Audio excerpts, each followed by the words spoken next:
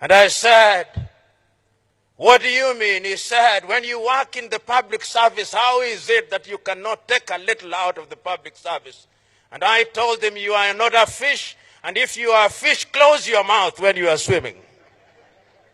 And he also told me, how can you be tethered around a tree and you do not graze on the grass that is around there? I said, you are not a cow, and even if you are, remember that the grass does not belong to you. There is no shortage of attempts at rationalizing corruption in Africa, and there is no way in which we are going to fight corruption without changing people's behavior. My prescription is that we must realize that those who engage in corruption belong to a different cadre of people, and that they must never be owned. The culture in many African countries that if a thief is from your tribe, you say, yes, we know he's a thief, but he's our thief, must stop. This ownership of thieves, because they come from our ethnic groups, or they come from our social class, or they come from our religious circle, is one of the things that undermines the fight against corruption in many parts of Africa. We must therefore create an environment where those who engage in graft do not have places of refuge in their ethnic groups.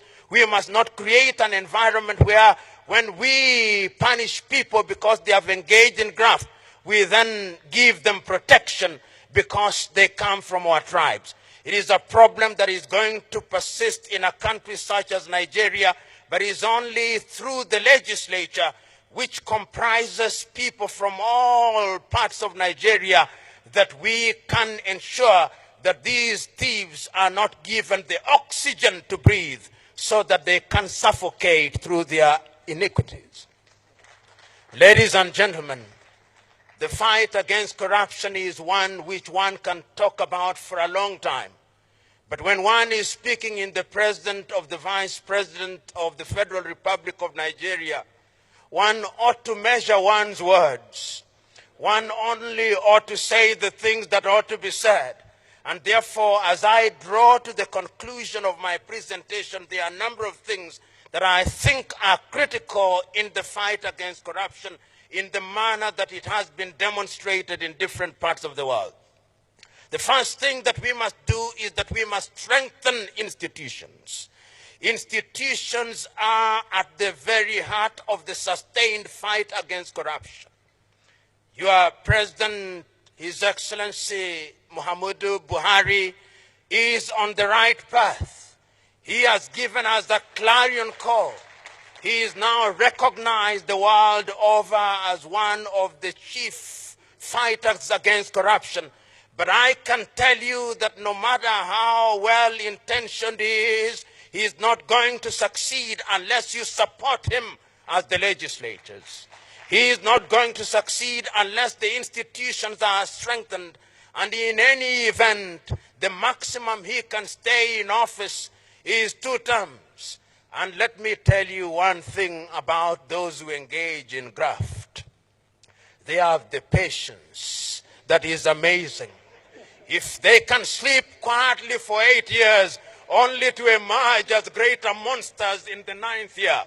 And therefore, what we must do is to create institutions that defy time. Those institutions must be institutions that are recognized by the law. If it is the institution of parliament, it must stay strong. If it is the institution of the judiciary, it must be purged of the men and women who engage in graft. If it is the institution of the executive, it must be strengthened. If it is the EFCC, it must be strengthened. If it is the civil society, it must be strengthened. It is only institutions that defy time that will ensure that we succeed in the fight against corruption. The second thing that we must do is that we must have a raft of laws which ensure that those who want to do things that are detrimental to the society are punished, and punished swiftly in accordance with the law, and they are not allowed to be unleashed to the unsuspecting public. And I am happy to note that our representatives from Europe are here. For a long time, Africans who stole from Africa had safe havens in Europe. It is my joy that even Europe now is beginning to close the doors. Under the World Bank, we have mutual legal assistance if we can ensure that those avenues are closed so that they cannot keep their money away. What amazes me is that these individuals kept their ill-gotten wealth in numbered accounts. Not their wives, not their husbands knew. So that when they died, this money was enjoyed by other civilizations. We must now ensure that those who serve in the public service do not hold accounts outside of this country. If they love this country so much that they serve her, why is it that they do not have faith in having their money in this part of the world? These are things that can only be done if we have sound laws. The third thing is that we must look at our education system. What are we teaching in the 143 universities in Nigeria? What are we teaching in our high schools? Are we teaching our young men and women that you can be celebrated simply because you have acquired wealth without its source being given? We must interrogate our curriculum, and we must involve everybody, religious leaders, traditional leaders, because how can it be that amongst the various peoples of Nigeria, you would not allow your daughter or your son to marry a thief who has stolen a goat, but a thief who has stolen naira is celebrated? We must give the goat and the naira equal value because he's a thief, is a thief. Lastly, I have no doubt in my mind that we must introduce hygiene in our politics. The day we introduce hygiene in our politics, so that our men and women who seek public office are men and women of integrity, so that our men and women who seek public office finance their campaigns in a clean manner, we will never succeed. I've always been amazed in many African countries that a person who, upon being elected, if he is a Nigerian, for 5 years will earn no more than 30 million naira, is prepared to spend 1 billion naira to go into public office. There must be something that they see that we, the electorate, do not see. And that thing is the ability and the opportunity to privatize public wealth.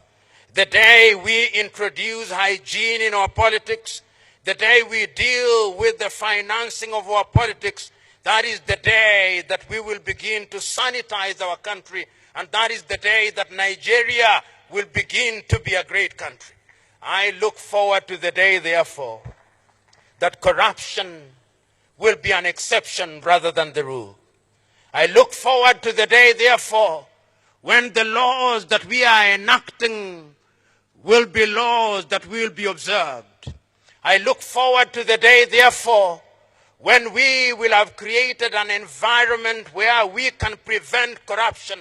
I look forward to the day, therefore, when national honors in Nigeria will be given to men and women who deserve it, not those who have bought them.